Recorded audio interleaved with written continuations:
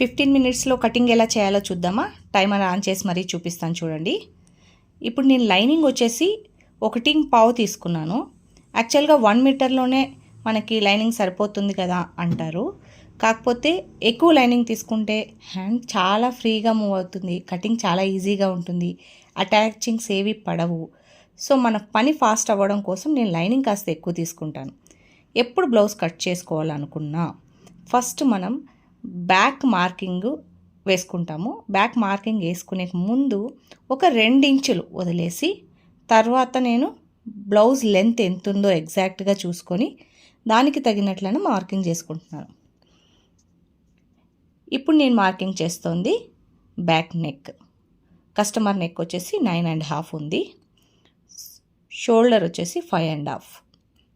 Shoulder ఎలా 5.5 తీసుకున్నాను, తర్వాత ఆర్మ్ హోల్కి 6 ఎలా తీసుకున్నాను, ఇవన్నీ రాబోయే వీడియోలో మీకు డీటెయిలింగ్గా ఎక్స్ప్లెయిన్ చేస్తాను. సో నా వీడియోస్ని తప్పకుండా ఫాలో చేయండి. మీకు చిన్న చిన్న డీటెయిల్స్తో టిప్స్తో మీకు ఈజీగా కటింగ్ ఎలా ఉంటుందో నేను చూపిస్తాను.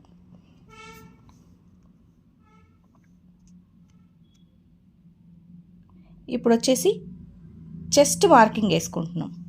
మనకి ఎంత చెస్ట్ వస్తుందో చూసుకోవాలి. చెస్ట్ సైజ్ ఎంత వస్తుందో చూసుకొని సైజుకి తగినట్లనే మనము 1/2 ఇంచ్ మాత్రమే ఎక్స్ట్రా పెట్టుకొని కట్ చేసుకుంటాము. 1/2 ఇంచ్కి ఒక మార్కింగ్ చేసుకున్నాను. సో తన సైజ్ వచ్చేసి 38.5. తర్వాత వెస్ట్ సైజ్ వచ్చేసి 30.5 కదా. నేను ఒక 1.5 ఇంచ్ ఎక్స్ట్రా తీసుకుంటున్నాను. ఎందుకు అంటే బ్యాక్లో మనము టక్స్ వేయడానికి ఎక్స్ట్రా కావాలి కాబట్టి. ఇలా మార్క్ చేసుకోవాలి. యాక్చువల్లీ ఈ కటింగ్లో నార్మల్ కటింగ్ అండి ఇది. ఈ కటింగ్లో మనకి ఫ్రంట్ బ్యాక్ క్రాస్ పట్టి ఒకే అట్ ఏ టైంలో వచ్చేస్తాయి. దాంతోపాటు ఏంటంటే టైం బాగా సేవ్ అవుతుంది, ఈజీగా కుట్టగలుగుతారు. ఎవరైనా ఒక బ్లౌజ్ కుట్టుకోవాలనే ఆశ ఉంటుంది కదా, వాళ్ళందరూ చాలా ఈజీగా బేసిక్ బ్లౌజెస్ కుట్టుకోవడానికి ఇది చాలా ఈజీ పద్ధతి. ఎవరైనా కుట్టగలరు, కొంచెం కాన్సన్ట్రేట్ చేస్తే సరిపోద్ది. ఇప్పుడు నేను ఏం చేస్తున్నానంటే షోల్డర్ లెంత్కి మనం ఆర్మ్ హోల్ రౌండ్ తీయడం కోసం జనరల్గా అయితే ఒక స్ట్రైట్ లైన్ వేస్తాం, కానీ నేను స్ట్రైట్ లైన్ నుంచి కాస్త క్రాస్ తీసుకున్నాను. ఎంత క్రాస్ అంటే 1/2 ఇంచ్. ఆ కార్నర్ నుంచి 1.5 ఇంచ్ పెట్టుకొని ఒక రౌండ్ గీసాను. ఇది ఆర్మ్ హోల్ రౌండ్ పర్ఫెక్ట్గా వస్తుంది ఇలా గీసుకుంటే. తర్వాత నెక్ మార్కింగ్ చేస్తున్నాం. నెక్ మార్కింగ్ వచ్చేసి ఒకసారి మార్క్ చేశాక మీకు ఒకసారి ఇమాజిన్ చేసుకోవాలి, కస్టమర్కి ఎలా అయితే బాగుంటుందో అలా మనం ఇమాజిన్ చేసుకోవాలి. ఇదే కాదు, ఏవైనా సరే స్కాలప్ డిజైన్స్ కావచ్చు, బోట్ నెక్ డిజైన్స్ కావచ్చు, ఏవైనా మనకి ఎంత మనం వేసుకున్నాక మన వీపు ఎలా కనపడాలి అనేది ఒక ఇమాజిన్ చేసుకొని నెక్ షేప్స్ అనేవి గీసుకోవాలి.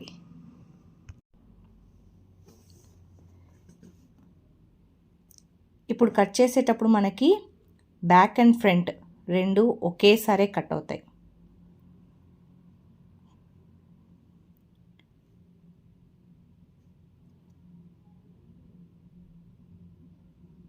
ఖచ్చితంగా ఖర్చులు పెట్టుకోవాలండి. ఈ ఖర్చులు మాత్రం మిస్ చేయకూడదు. ఇప్పుడు నేను కట్ చేసే ఈ కటింగ్లో మెడపట్టి అనేది రాదు. జస్ట్ పైపింగ్తో నేను ఇండివిజువల్ పైపింగ్ ఎలా కుట్టాలి అనేది నేను మీకు చూపిస్తాను. నా రాబోయే వీడియోస్ని ఖచ్చితంగా ఫాలో చేయండి, లైక్ చేయండి, షేర్ చేయండి, సబ్స్క్రైబ్ చేయండి, మీ బెల్ ఐకాన్ని ఆన్లో పెట్టుకోండి. మీకు ఏమైనా డౌట్స్ ఉంటే కూడా కమెంట్స్ రూపంలో తెలియజేయండి. నేను ఖచ్చితంగా మీకు యూజ్ అయ్యే టిప్స్ని, ఈజీ కటింగ్ మెథడ్స్ని చెప్తాను. ఇప్పుడు మనం ఫ్రంట్ కట్ చేస్తున్నాం. బ్యాక్ ఆల్రెడీ రెడీ అయిపోయింది. ఫ్రంట్లో జస్ట్ 2 మార్కింగ్స్ అండి, front neck and chest length. ఇది కరెక్ట్గా తీసుకుంటే మనకి ఫిట్టింగ్లో ఎటువంటి ప్రాబ్లమ్స్ రావు. ఇప్పుడు బ్లౌజ్ లెంత్ వచ్చేసి 14.5 అయితే చెస్ట్ లెంత్ మాత్రమే మనకు 15 ఉంది. సో అందుకోసమే నేను ఎప్పుడూ కూడా క్లాత్ కొంచెం ఒక 2 ఇంచులు వదిలి తీసుకోవాలనేది. ఎందుకు అంటే ఇట్లా చెస్ట్ లెంత్ ఎక్కువ ఉన్న వాళ్ళకి పర్ఫెక్ట్గా వస్తుంది కాబట్టి. చూడండి, ఫ్రంట్ నెక్ 7. నేను నెక్స్ ఎలా గీస్తున్నాను అంటే మామూలుగా అయితే అందరూ స్కేల్స్ పెట్టి గీస్తారు, బట్ నేను ఇమాజిన్తో గీస్తాను. కస్టమర్ ఎలా ఉన్నారు, వాళ్ళ బాడీ ఎలా ఉంది, వాళ్ళకి బ్లౌజ్ వేసుకున్న తర్వాత ఇలా చెక్ చేసుకోవాలి. నేను చూపిస్తున్న విధంగా ఈ పార్ట్లో ఎంత వెడల్పు కావాలి. చాలామంది వెడల్పు వేస్తారు, కొందరు వెడల్పు వేయరు. కొంచెం బ్రాడ్ నెక్స్ కావాలా, పర్ఫెక్ట్ షేప్స్ కావాలా, పర్ఫెక్ట్ రౌండ్ కావాలా అనుకునే వాళ్ళకి నేను ఇలా చెక్ చేసుకొని ఇమాజిన్ చేసుకొని రౌండ్స్ గీస్తాను. నేను యాక్చువల్లీ టేప్తో కొలత వేయకుండా ఫస్ట్ నేను మీకు హ్యాండ్తో నేను మార్కింగ్ చేసుకొని వచ్చి తర్వాత మీకు టేప్తో కొలతలు చూపిస్తున్నాను. ఎందుకు అంటే ఇది మీకు అందాజ్ కోసము. నాకు అయితే హ్యాండ్ తిరిగింది కాబట్టి నేను అలా మార్కింగ్ చేస్తున్నాను. చూడండి, ఇటుపక్క 1.5 ఇంచ్ వస్తుంది, ఇటుపక్క 2.5 ఇంచ్ వస్తుంది. ఇదే కొలతతో మీరు ఎప్పుడు క్రాస్ బెల్ట్కి కట్ చేసుకున్నా కూడా సూపర్ ఫిట్టింగ్ వస్తుందండి. ఫ్రంట్లో ఇలా కట్ చేసుకోవాలి. యాక్చువల్లీ ఇదిగో ఇలా ఖర్చులు, ప్రతి దగ్గర ఖర్చులు పెట్టుకోవాలా. ఖర్చులు మాత్రం మిస్ చేయొద్దండి. మనం ఎక్కడ టక్స్ పట్టాలా అనే దానికోసం ఈ ఖర్చు పెట్టుకుంటాం. ఫ్రంట్ రెడీ అయిపోయింది. చూడండి, ఫ్రంట్ పార్ట్ ఒక్కసారి మిషన్ మీద కూర్చున్న తర్వాత మళ్ళా చిన్న పొన్న పీసు కానుంచి అన్నీ కటింగ్ చేసి రెడీగా పెట్టుకోవాలండి. మిషన్ మీద కూర్చొని మళ్ళీ కటింగ్ అనేది చేయకూడదు. ఇది బాగా గుర్తుపెట్టుకోండి. టైం సేవ్కి ఇది ది బెస్ట్ మంత్రం అనుకోండి. యాక్చువల్గా అయితే నేను క్రాస్ పట్టీకి మళ్ళీ ఇలా సపరేట్గా కట్ చేయను. బట్ ఈసారి ఎందుకు కట్ చేస్తున్నాను అంటే మనకి ఫ్రంట్ లెంత్ 15 వచ్చింది కాబట్టి క్రాస్ పట్టీ చిన్నగా ఉంది. సో నేను దాన్ని బట్టి ఇంకొక 1 ఇంచ్ ఎక్స్ట్రా తీసుకొని కట్ చేసుకుంటున్నాను. నార్మల్ సైజెస్ వాళ్ళకైతే ఇలా ఈ 1 ఇంచ్ ఎక్స్ట్రా పెట్టి కట్ చేసుకునే అవసరం ఉండదు.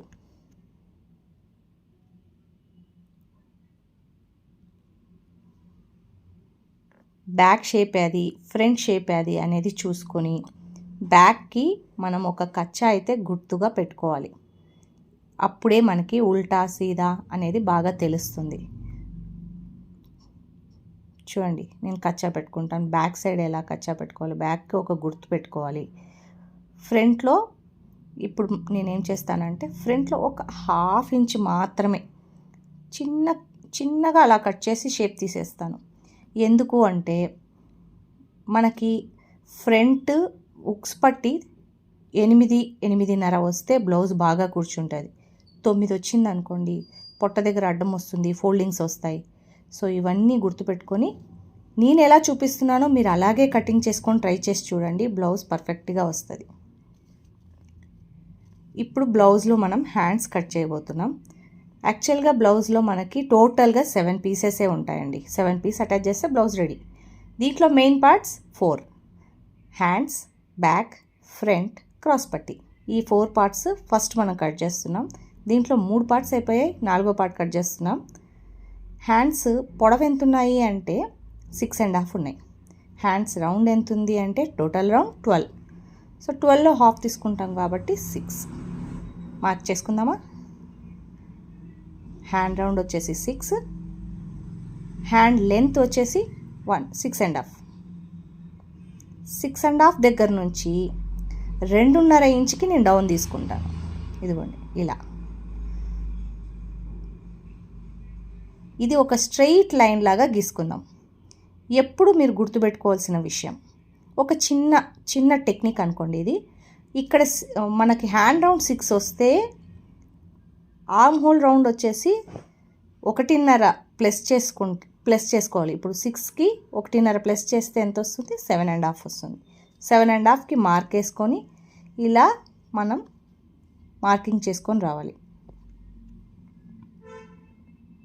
ఇలాగ నేను చూపించిన విధంగా మీరు కటింగ్ చేసుకున్నారు అంటే ఆర్మ్ హోల్ జాయింట్ అప్పుడు లూజ్, టైట్, చిన్నదవడం, హ్యాండ్ చిన్నదవడం లేదా పెద్దదవడం, కుట్లలో తేడాలు రావడం ఇలాంటివి ఏమీ లేకుండా మీరు కట్ చేసిన ఆర్మ్ హోల్ బ్యాక్ అంటే బ్లౌజ్ ఆర్మ్ హోల్కి హ్యాండ్ ఆర్మ్ హోల్కి చిన్నగా పెద్దగా రావడం ఇలా ఏమీ లేకుండా పర్ఫెక్ట్గా ఫిట్గా కూర్చుంటుంది. ఇప్పుడు నేను కొంచెం ఒక 1/2 ఇంచ్ మాత్రం ఫ్రంట్ సైడ్లో కర్వ్ తీసుకున్నాను.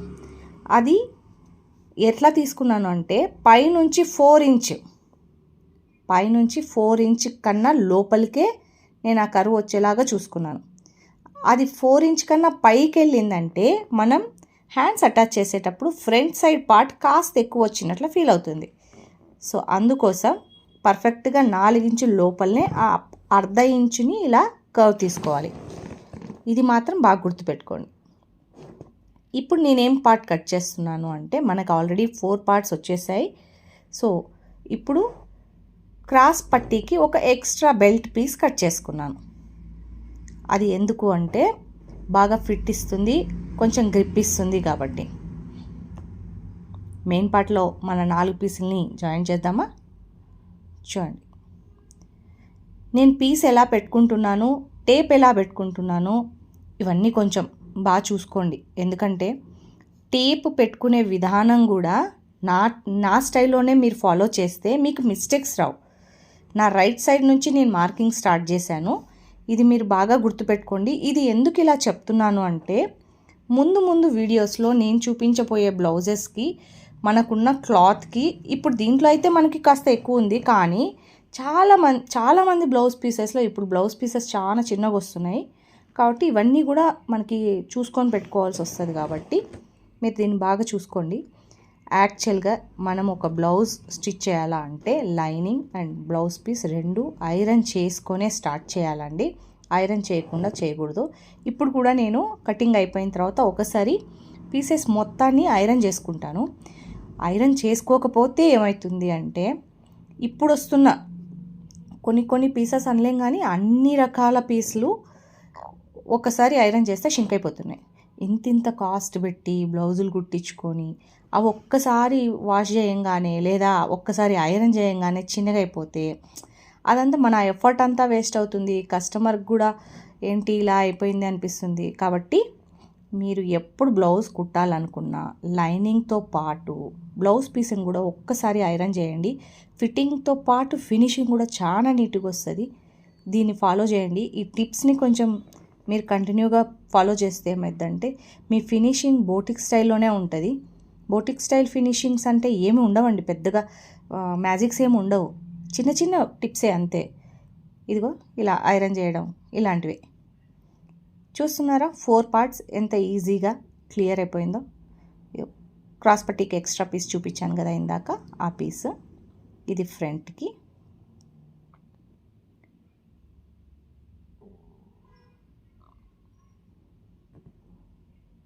జస్ట్ మిషన్ మీద కూర్చుంటే జాయింట్స్ తప్ప ఇంకేం వర్క్ ఉండదండి.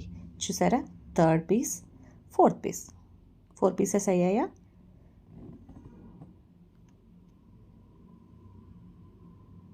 Five piece. ఇది ఉక్స్ దారం పట్టీకి అండ్ ఉక్స్కి ఇప్పుడు కట్ చేస్తున్నాను చూడండి. ఇది ఉక్స్కి. ఇందులో నేను నెక్ పీస్ వేయట్లేదు. ఎందుకు అంటే నేను ఇన్విజిబుల్ పైపింగ్ ఎలా కుట్టాలో మీకు చూపించాలి కాబట్టి నేను నెక్ పీస్ని యాడ్ చేసుకోవట్లేదు. సో 6 పీసెస్తోనే మన కటింగ్ అయిపోయింది. ఎంత ఫాస్ట్గా అయిందో చూసారా? నేను ప్రామిస్ చేసిన టైం కన్నా ఫాస్ట్గా అయింది. చూడండి టైం ఎంత ఫాస్ట్గా అయిందో చూపిస్తాను.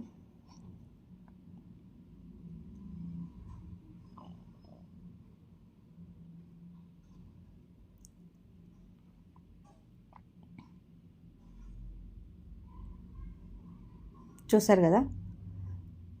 సో 13 మినిట్స్ 14 మినిట్స్లోనే మనకి బ్లౌజ్ కటింగ్ అనేది